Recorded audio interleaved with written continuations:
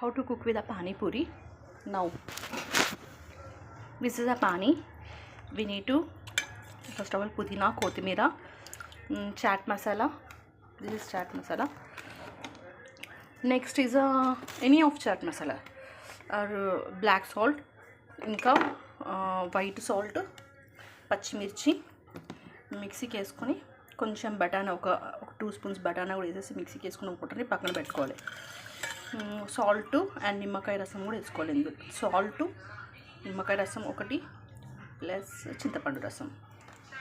Next బఠానా ఒక 4 hours ఉడకబెట్టి దాన్ని బాగా 2 విజిల్స్ వచ్చేసి ఆ తర్వాత దాన్ని ఉప్పు, కారం, పసుపు వేసి కొంచెం ఫ్రై చేసుకోవాలి. బఠానీని ఇలా కొంచెం ఆనియన్ కట్ చేసుకొని, నేను పానీపూరి అయితే బయట నుంచి కొనుక్కున్నాను.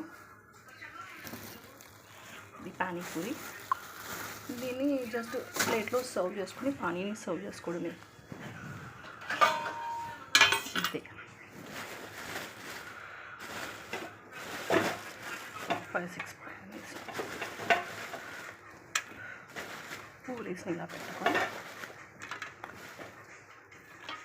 ఇంట్లో కొంచెం ఇలా పెట్టేసి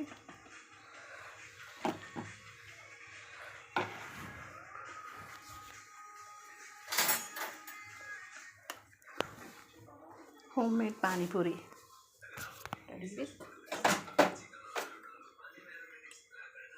కొంచెం వాటర్ పెట్టడం అంతే, ఏం లేదు.